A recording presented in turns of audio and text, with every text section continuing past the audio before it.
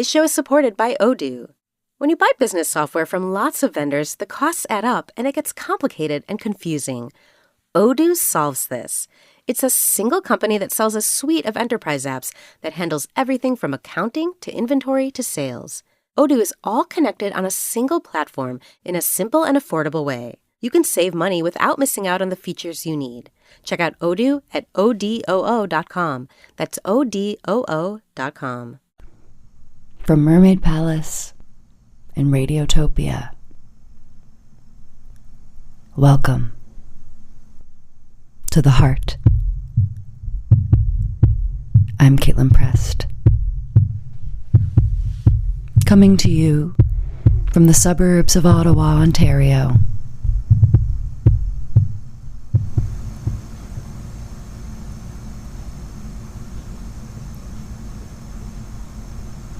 If you listen very closely, you can hear the sound of a clock ticking in another room. You can hear the sound of my dimmable light bulb.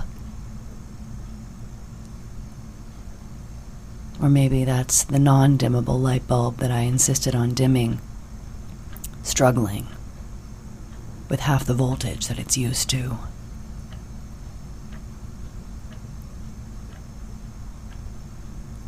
It's so quiet in this particular suburb of Ottawa that these are the sounds that are audible at night. It's a little bit unnerving, I gotta say.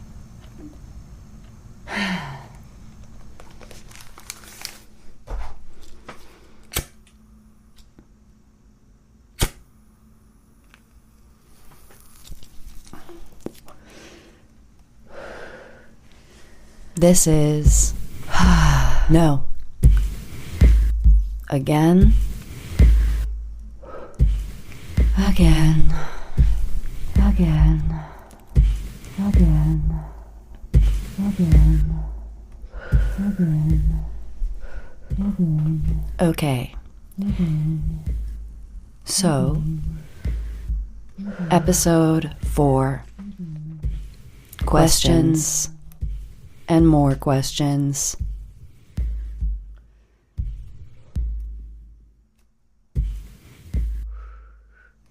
Well, guys, I have to say, I'm really grateful and kind of wowed by the support for what I've been calling a much-needed fucking review of this series that I originally made with the Heart team of 2017. This episode, called Questions, referenced in the credits of the last episode as what I would put out if not enough people donated for a new episode. I just want all of you to know that I'm putting out this episode because after re-listening to it, I found it unnervingly relevant to today. And just know that there is an update coming from the me of now in the next couple of weeks after this episode. Do please click on the link in the show notes if you want to support the creation of the update. As a special treat for those of you who listened back in 2017, I am airing a extended version of the original episode. So now we go back in time to 2017 and hand it off from PRX's Radiotopia to the Caitlin of then. We've come so far. I've come so far. In the first episode, I realized that saying no isn't always enough. In the second episode, I realized that being good at setting boundaries would be something I'd have to practice my entire life. And in the third episode, I went looking for answers from people who have perpetrated consent breaches, mostly cisgendered men. Mostly my friends, my dad, and someone who I feel breached my consent. This episode is going to be a little bit different from the other episodes. It's going to be more interview style. It's basically going to be a big processing party. This series brought up a lot of strong emotions for everyone. Everyone on the team, everyone who listened, people with all sorts of different opinions and experiences. Hey, Heart. Hi, The Heart. Hi, Caitlin. Hey, Caitlin. My name's Nick. I'm Emily from Vancouver. Hi there. My name is Catherine, and I live in Oakland, California. This is Anna. I come from Czechia, the post-communist country. Hi, my name is Sarah. For a very long time in my life. And I just listened to the most recent episode of The Heart. I was an absolute fuckboy. I have a son. 2 little girls. They're 7 and 10. And so this is having me think a lot about the conversations I want to have with him as he grows up. He's only 10 now. When no does mean yes. I would say no, but I would mean yes. How do we view ourselves as all flawed? You know, everyone has the potential to be the basement blowjob guy. And also all good people. Like, how does this stop? I was so happy to get all of the letters and audio messages and tweets and Instagram comments from all of you. We're sitting in the studio with Phoebe Wang. Hi. Ariel Hahn. Hi. Mitra Kaboli. Hi. And a special visitor, the one and the only Samara Brieger. Hi. Who you may remember from the early Heart days, who has come to be our sex educator guru. So, first question. Somebody commented from Instagram, quote, I think KP's dad is right. Women need to be careful and get better at protecting ourselves from certain situations. More women need to acknowledge that sex is what is expected if you go down a certain road with a dude. There's this dominant narrative that sex is like part of the goods and exchanges market. Like you're given a certain thing and you owe somebody sex. And that's not true. That's wrong. I think, you know, for you specifically, a lot of what your dad was talking about is that you expect these emotionally vulnerable situations to exist without that sexual aspect. And that's not the way, you know, most people operate. But like, there is all this expectation that like if a guy spends time with you, if a guy spends money on you, if a guy gives you attention, you owe him sex. And no, you don't. That's wrong. Great. Yeah. Well done. The next question that we have recorded.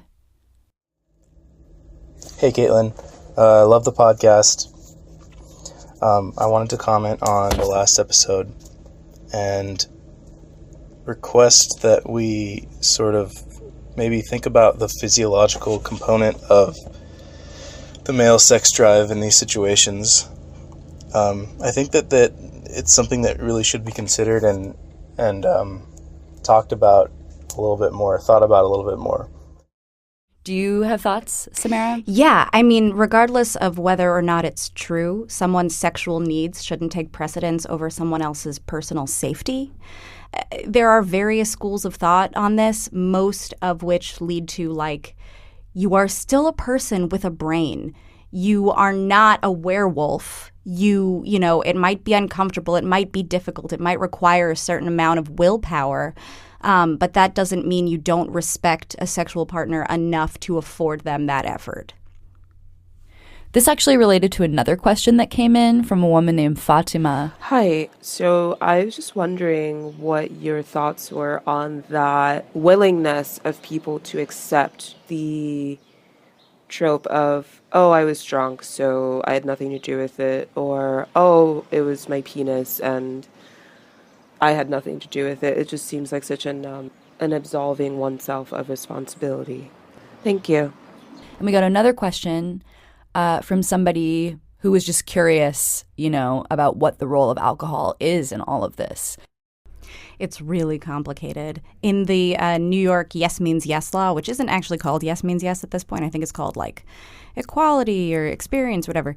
In this New York state law, they do say that having sex with an intoxicated person is against the law. They do not give a blood alcohol content percentage. They do not give an actual number. They do not get, there is no exact rubric for, oh no, this person is too intoxicated. People really need to use their better judgment when having sex for any time with a partner who is intoxicated. When in doubt, if you're like, if this person is too drunk, don't have sex with that person. It's not a good idea, and the sex is probably not going to be that good anyway. If you are talking to somebody and the thought crosses your mind, God, is that person too drunk? That person is too drunk, don't have sex with them.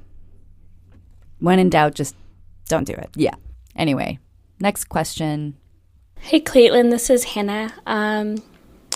Something that I hoped that you would talk about more is what you mean when you say gray area, because I was listening to the second episode and there were some experiences that you had that you played for us where I thought you were being really clear about what you were okay with, and then the guy didn't listen to you, and you referred to those experiences as gray areas, and I thought, no, that's not gray, because she was being super duper clear, and she said exactly what she wanted and didn't want the guy to do.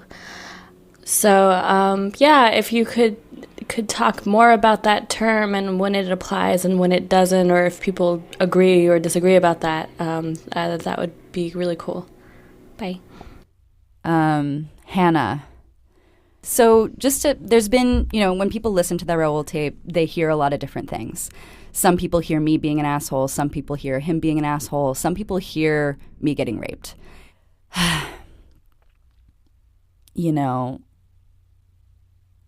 Admitting that I didn't feel like I had a choice is hard. And I actually don't know if the reason why I prefer to say that I was disrespected over violated is because that was the truth of what happened, or whether it's because victim blaming is so prevalent that I do it to myself, and that it's easier for me to frame it that way and say that I was disrespected because saying that I was violated hurts and is scary.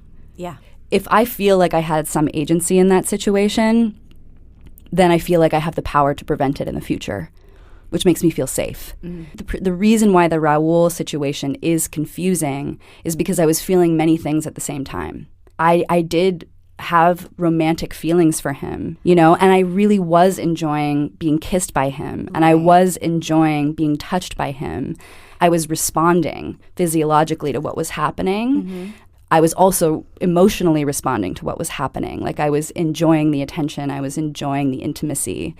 But that didn't change the fact that if he had stopped and asked before he penetrated me, I would have said, if he'd said, hey, is this cool? I would have been like, actually, I'd really rather not. Mm-hmm.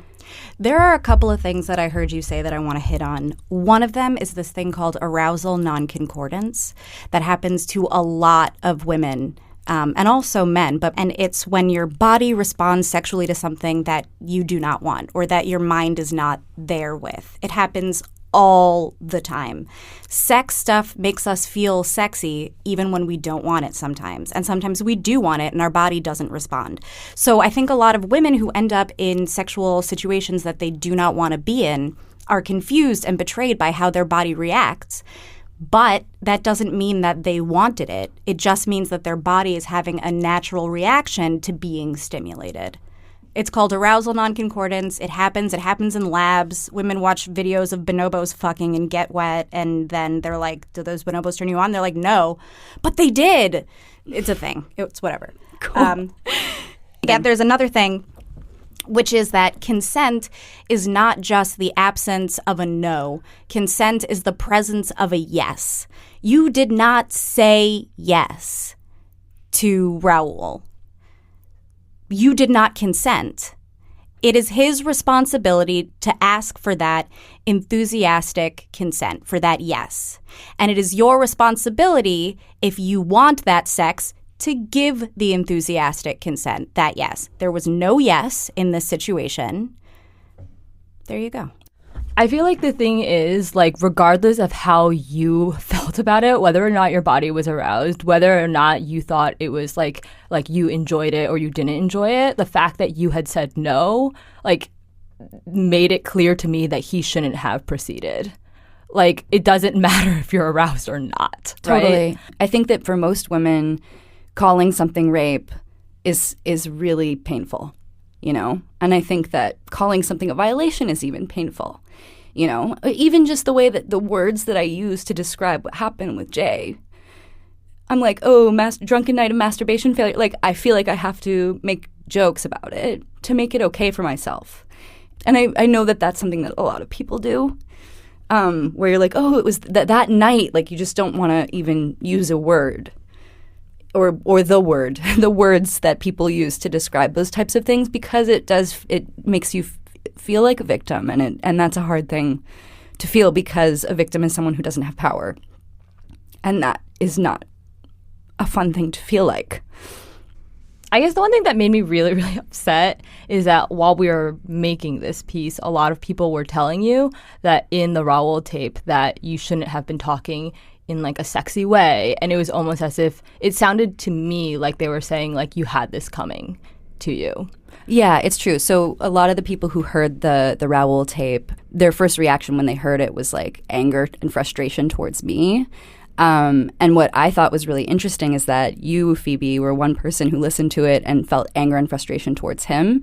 And there was a lot of blame upon me for saying one thing and doing another, for being like, oh, I don't want to, and then doing it, or saying I don't want to in a way that was suggestive that I wanted to do it, or whatever. But no person, except for you, listened to it and blamed him for saying one thing and doing another. And every single time what strikes me is that like you draw really clear boundaries, and like to me, regardless of how you say it, like I don't know why someone would continue to proceed to cross those lines, you know? Like you said, like even if I say yes, it like I like don't let me go there, you know? Or like it's not like, even if I say yes, I still mean no. Like, I really just don't want to do this.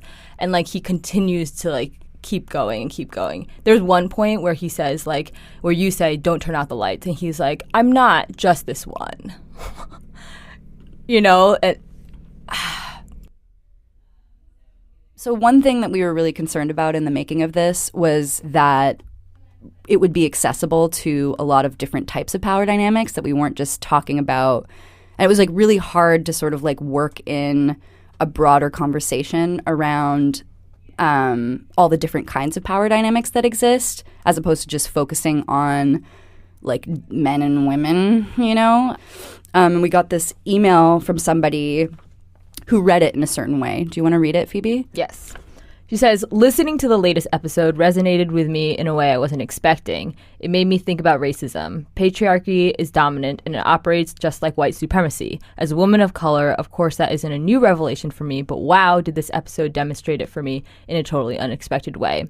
And she goes on to say, she comments on when Jay says, how bad do I have to feel? And when he resists being put in the category of all men. And she says, to me, this is so similar to, I mean, I'm sorry that things have been unfair for people of color, and that for some people, sometimes things are not the most fair even today, and that somehow I made you feel uncomfortable or treated you differently. But like, I'm not in the KKK. I am not my ancestors. I didn't own slaves. At what point do I get to say, hey, don't hold me accountable for what other people did?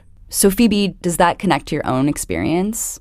I think until really recently, I didn't want to acknowledge that I was different than other people. Like, I wanted to think that I have the same amount of power as anybody else, to the point where I thought that I would like, I basically like said I was a Twinkie. So I was like white on the inside and like yellow on the outside, right? Which is so problematic. But like recently I've been realizing, like, I was on the plane back from San Francisco and, you know, I was in the middle seat of a 3-seat row. And I realized when an Asian person sat down next to me that I was more comfortable climbing over her to go to the bathroom than if it were a white person. And I was really relieved. And then I was like, what did I just feel in myself, right? This feeling of like inferiority to someone, where like I'm more inclined to want to please a white person than I am a person of color. And I think that plays into this a lot because it has to do with what you're talking about with power. This question of like, how bad do I have to feel, is something that really outraged a lot of people. And I guess I'm wondering, like, you know, as a white person or as any individual who benefits on some level from a history of oppression, like, how bad do we have to feel? Do you know what I mean? Like, how bad does he have to feel? I think you should feel bad. I think you should feel bad too. I mean, I think that, like, yeah, well, I think there's two components. I think that if you do a bad thing, you should feel bad about it, because if you feel bad, then you can correct your behavior in the future, right? I think that's totally different than self-pity, which is what white guilt to me is, which is like passive and unproductive. I don't think when it comes to race, for me, it's not about like feeling bad that you're white. There's nothing inherently bad about being white, but I think it requires an awareness of where your position is in the world and a whole history leading up to the moment that you interact with another person. You need to be aware of how that history has given you power over another person. I think what this woman is saying is to be dismissive of history and trauma is to be dismissive of, like, your feelings. And what you're trying to say is, like, this is a problem and, like, it is much bigger than you, but in this moment it is about you and I need you to acknowledge that and fucking apologize. Like, I just feel like if someone is calling you out on something, like, just apologize, like, and, like, really mean it and listen to what this person is saying. Like, to just be like, no, it's not like that. It's like, no, it is like that. Please apologize, you know? You know, like, it's not about money. It's not about lawsuits. It's like, it's about, like, people and acknowledging them, I think. Definitely. Yes. That's it.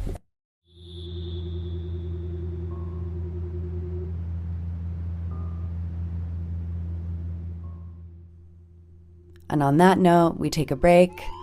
We'll be right back after these messages.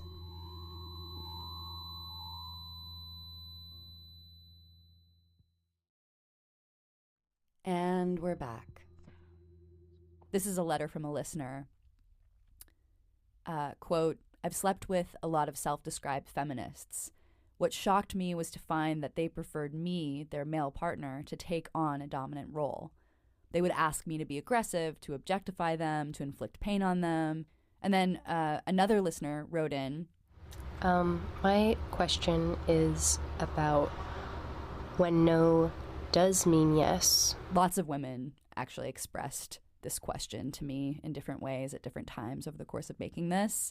To me, both of these questions are sort of getting at the same thing, which is that the power dynamic and the potential loss of control is part of what is sexy. And it's even sexier when it's gendered, and that there are these certain gendered power behaviors that for some people are what makes sex hot. Like, you know, when the man is being dominant and the woman is being submissive or whatever. So there are a few points that come up around this. First, I think a huge problem that I see with a lot of straight sex is that there are power dynamics at play. It's part of what we enjoy, but we don't name that. Like, there is a name for enjoying power play in sex. It's called BDSM. There's also a name for taking pleasure in saying no and your partner taking sex from you anyway. It's called a rape fantasy. And I feel like the world of kink has really incredible resources and social norms built around how to have risky sex consensually that we could all benefit from looking into. And I think that, like, a lot of straight people don't name the fact that what we're doing when we're having sex and playing these games, these gendered power games, is light BDSM, basically. And of course, there's going to be people who will say that naming it like that sort of takes the fun out of it. But I have to insist that there are still ways to maintain the mystery and the fun of it and have it be consensual. I feel like talking about your preferences when you're not about to have sex or in the middle of sex is one way, like just bringing up your sexual preferences as a topic of conversation. Establishing a safe word is another way to do this consensually, where you say, you know, I'm going to say no a bunch, but when I really need you to stop, I'm going to say peanut. Another thing is that I think it's important to recognize that it doesn't make someone less of a feminist if they enjoy gendered power play during sex.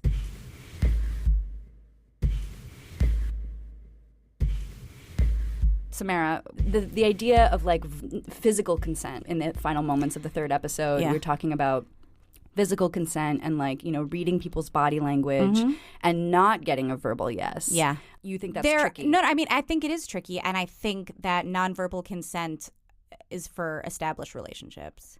I mean, and I think there's a difference between like, you know, leaning in and smiling and like taking off your pants and spreading your legs on the bed. Like if you take off your pants and spread your legs on the bed, that probably means like touch me. But if you're like leaning your way over, that doesn't mean, oh, she wants to fuck me later. You know what I mean? Totally. It's so easy to read into every little thing to comply with whatever narrative is in your head. If you really want to kiss somebody's neck and you're sitting next to them at the bar and they turn their neck towards you, you're going to think, oh, that means she wants me to kiss her neck. Not everybody is going to read that from that interaction, but because you have that in your head already, it's what you see. So when you are first meeting somebody, when you are first interacting with somebody, when you are first having a sexual relationship with somebody, even though verbal consent doesn't sound like the sexiest thing on paper, it really, really can be. And then once you negotiate it, once you say like, listen, I don't actually like talking about this, so here's all the things that are okay for me to do, like that I feel good about and I want to do with you tonight, you can go forth and have your fun, pre-negotiated, nonverbal sexual interaction. Like, what is the practice of like getting that yes and obtaining that yes in like a fun and flirty blah blah blah blah blah way? You know, like what are like, I think people feel stifled by that kind of having to verbalize that, but I don't think that necessarily needs to be the case. Yeah, like saying, I mean, so many people are like, oh, it kills the mood. It doesn't kill the mood. It doesn't kill the mood. I think people are afraid to be that vulnerable, to have it laid out in front of them so clearly, like, can I do this? Can we do this? No. Can we do this? Yes. To have that, to put that power into somebody else's hands, I think is very hard for a lot of people. But I think if you do not have the maturity to achieve that level of vulnerability with somebody, you do not have the maturity to be having sex with that person. When you stop to talk about stuff, you're not talking about like the Yankees. You're talking about sex. Sex is sexy. Just practice. You can be in your own home in front of your mirror practicing saying like, touch me there, lower, to the left, softer. Are you okay if I put my mouth on your dick? Can I lick your dick? Like, you don't have to say, are we ready for intercourse? You can say, like, I want you inside me. That is you giving consent. There are ways to say it that don't sound like you're goddamn putting together a legal brief. Ariel, you and I worked a lot on the background research that laid the groundwork for this. And, you know, you were involved in every step of the process of sort of trying to figure out how we were going to frame this. And at every turn, we were like, why is this story not more queer? Like, this is one of the straightest stories we've ever done on this show. And that didn't sit well with me throughout the entire process. And even at the very beginning of the process, like, the question of how gender played into this was something that I didn't really understand the answer to. Why do you think this story wasn't more queer? Queer sex is different from heterosexual sex on tons of levels that couldn't get fully talked about in the way that it deserved to be. We interviewed countless queer people, some of whom had stories that connected to consent in general. Most of those situations were with heterosexual cis men. And that's not to say that violations of consent or sexual violence does not happen within queer context. It just happens in a different way. And just because you might have a gender in common with your sexual partner or a level of otherness in common, it doesn't mean that all of those other things like race and class and gender don't influence the way that sex can play out and relationships can play out. And also with that, there's a great anthology by a lot of incredible queer and trans writers called Queering Violence that is all about queer people experiencing abuse and dealing with it from an anti-violence perspective that if you want to learn more, you can totally check out. Great. Next question.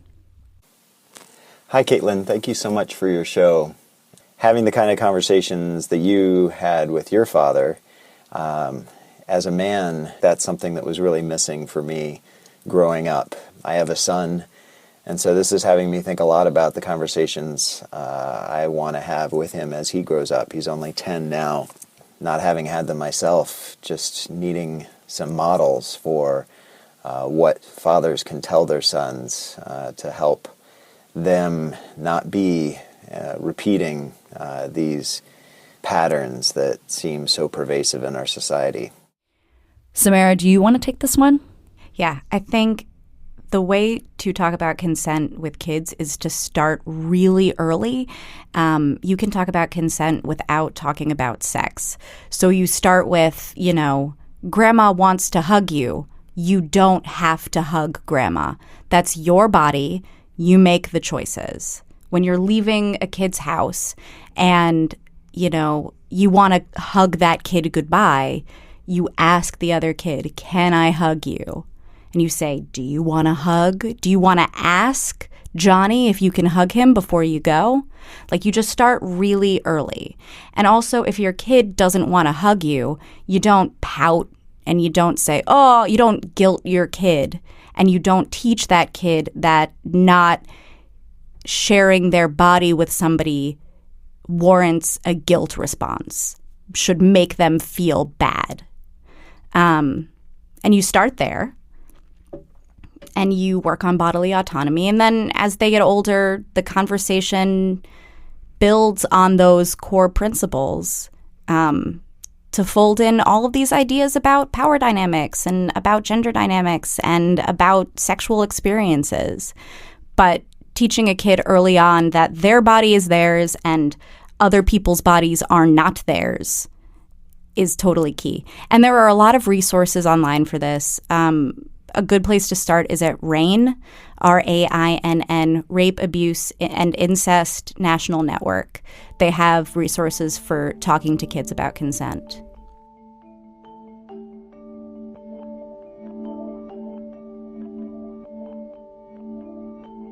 So we discussed and answered questions for like 2 hours.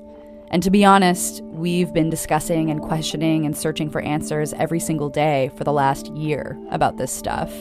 And there are still so many questions to answer on this topic. How do we actually hold people accountable in ways that are positive? Is fighting back gently working? Or do I have to get angry? Is being angry productive? What does accountability look like for perpetrators and for people who don't hold their own lines? Like, where do you draw the line? Where do you say, like, this person will not listen to me and there's no point?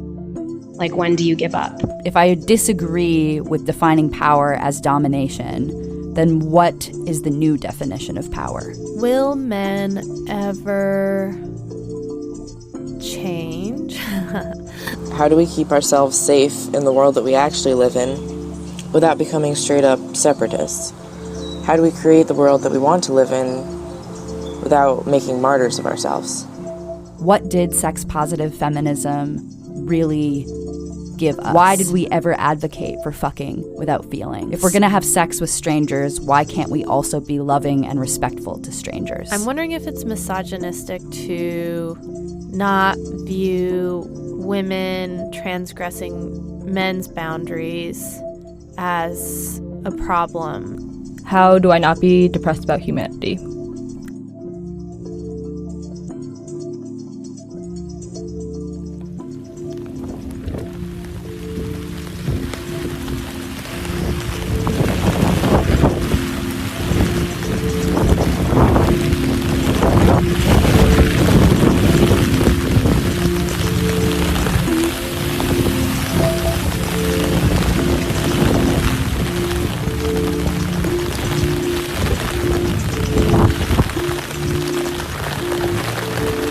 from a very rainy day in the suburbs.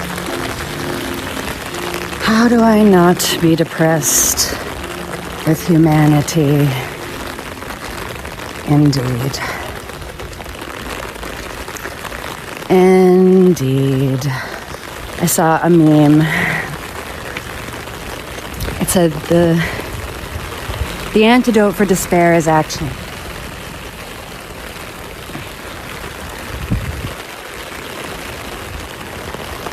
There's a lot to say. The me of now has quite a lot to say, and the me of now has been writing and recording long rants into my phone and into the mic in Studio G with the Cricut. I am preparing that for an episode that is to come. So this was Questions, episode 4 of No, produced in 2017 by the team of women that you just heard, answering these questions. You heard Phoebe Wang, you heard Mitra Kaboli, you heard Ariel Hahn, you heard Samara Brieger. You always hear me. You should check out Samara Brieger. She became a romance novelist, a queer pulp romance novelist. She's got 2 books out right now. I don't know, I think she's a genius, so I know for sure, beyond a shadow of a doubt, that if ever you wanted to read a romance novel, I imagine hers will be one of the best that you will ever read. Mitra Kaboli just started a new show. It's on Radiotopia. She's doing it with Ben Riskin. It's called Selects, and they are putting out some of the best that's out there in audio. Stay tuned in the next couple of months for the long-awaited update episode. I have a lot to say. I have a lot of feelings. I want to make a similar episode. I want to make a similar episode as the Me of Now, with the questions and reflections that the You of Now have on these topics. So I've got a lovely little folder full of people who have sent me their voice memos. Please keep sending them. There's still time. There's still time. Send them to Caitlin@mermaidpalace.org or follow me on Instagram at Caitlin Prest, KAITLINPREST.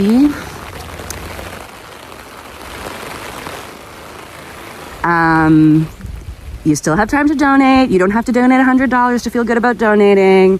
I am trying to make $10,000 to put out these final episodes, these new episodes. Don't worry, if you donated $100 or more, something special is coming to you no matter what. You know, the value of your donation that won't hinge on how, if enough people follow in kind with your generosity, your care, your support, your love. And thank you. Thank you for being here. Thank you for listening. Thank you for thinking about this. Thank you for witnessing me and the art that I think, the art that I make, the things that I think, the words that I say, and sometimes my, long-winded way of saying them. Okay, that's it. This has been The Heart, and The Heart is a proud member of Radiotopia.